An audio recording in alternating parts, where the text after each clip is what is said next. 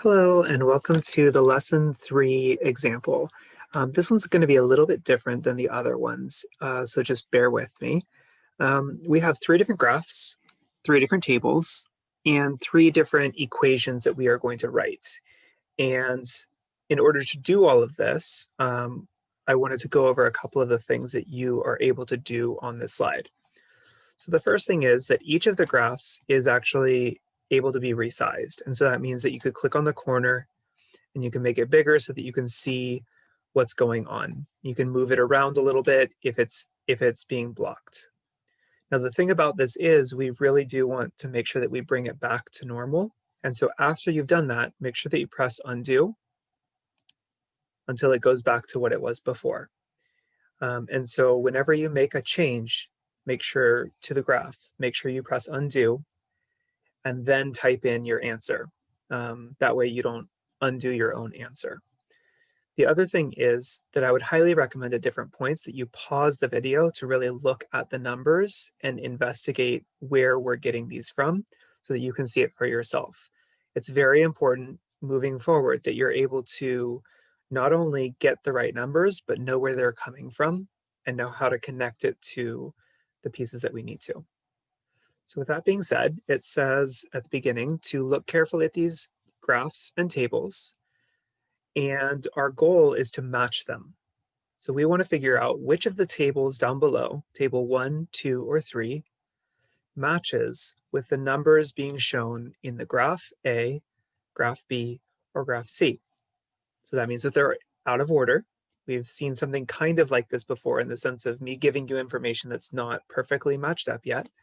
So I'm going to begin with graph A, and I'm going to make it bigger to take a look. I notice that there's a dot right here at 6 hours, and it connects to 420 miles. I notice another dot right here at 840, but it looks like it's being blocked for the number of hours. So I'm going to move it over for a moment. Okay, so it's 12. So now I want you to look through the tables and see where do you see a table that has 420 miles to 6 hours and another ratio of 840 miles to 12 hours. And I would recommend that you pause the video as you look.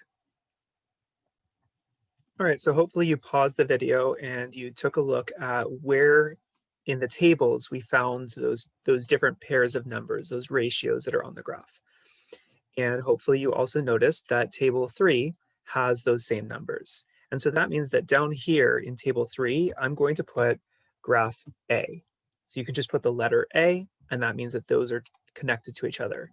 Now then, the next thing is the equation, which we'll talk about once we've done all of the other matchings. At this point, I recommend that you investigate a little bit and pause the video. I'm going to pause for myself. And during this time, figure out whether B or C goes with table 1 and then the other one. So look through the numbers, see which one matches. All right, so hopefully you had some time to look through graph B and graph C, and then you pressed undo afterwards to make sure to bring them back to normal size and placement. And hopefully you also noticed that for graph B, they had the numbers 5 and 275. That was one of the ratios. Another one of 10 hours and 550 miles, which means that it connects to table 1. And so you should have the letter B here. And that leaves table 1 showing graph C. So I'm going to put the letter C down here. All right, I'm going to highlight this. You don't need to highlight this, but I'm just showing the connection here. So graph A goes with the third table. Graph B goes with the first table. And graph C goes with the second table. And that kind of blocks it off, so I'm going to change the text color. All right, so once again, you don't have to do that part, but this is just going to help me to see the connections. So now what I want to do is I want to look at the most important part of the graph, and that is, how do I figure out how fast something is going based upon this graph? And so hopefully you noticed that there was actually in two of the graphs a point that was before anything else, maybe 2 points that weren't mentioned. I noticed they all have 0, 0, so that's included in all the graphs and in all the tables. But I also noticed that on graph A, if I make it bigger again for a moment, there was a point that was not on the graph. Sorry, there was a point that was not on the table, but it was on the graph. So right here, in between 0 and 2 hours, there's a dot. And on the other side, in between 0 and 140 miles, that connects to the dot as well. So then I have to think about, well, what's in between 0 and 2? The only number I can think of is 1, because half of 2 is 1. And because counting by ones would be all the in-betweens here on the graph. So if I'm cutting the hours in half, dividing by 2, I could do the same thing for the 140. I can cut it in half or divide by 2.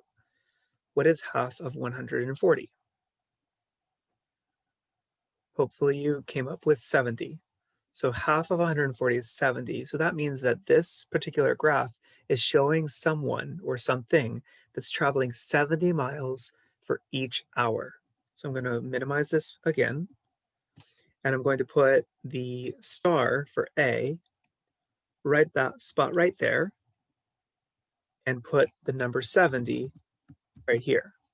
The number of miles is equal to 70 times h. And what that means is that 70 is the speed that this vehicle or person is going.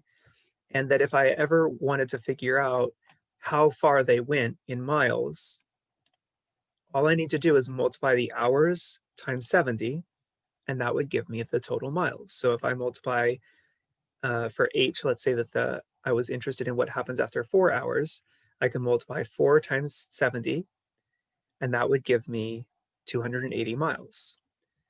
I could also check to make sure that the numbers on the table make sense. 6 hours is the first one that we see, and 6 times 70 is 420. 12 times 70 is 840. And 18 times 70, I would have to show it on paper, but I assume that it is 1,260. And so it's a relationship between the hours and the miles. But the miles can be found by multiplying the speed times the hours. And so 70 is our speed, or our unit rate. Now let's find the unit rates for the other two. And I recommend that you pause the video again so that you can take some time to process that and to think about, how do we find these other numbers? All right, so hopefully you've had some time to think about it. I'm going to move the star next to where I see 1 hour. So that's right here. And for this one, right here. For the purple graph, it actually already gave us the number that was in our table, 1 hour, 60 miles, which means that this particular person or object is traveling 60 miles per hour. And that means that the equation is that the miles are found by 60 times h, or miles equal 60 times h. And that's what that little dot means, is times. All right, the last one is graph B. Graph B, I put the star already and I see the 1. I can't really see it very clearly though, so I'm going to make this bigger for a moment. Oh, okay, it's at 55. So we don't have to do any calculations for that one. We can just say m equals 55 times h, meaning that if I want to know how many total miles we would need to travel, I can multiply 55 times the hours, and that will give me the total distance. So I can check some of the other numbers in the graph. Some of the numbers were 5 hours gives us 275 miles. If I multiply 5, the h, times 55, the speed, then that will give me 275, which is true here.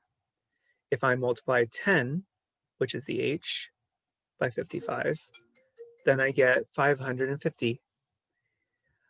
So the number in the graph that happens at the 1 hour mark, that is the most important number on the graph, because it tells us the number, the speed, basically, the rate that we can use.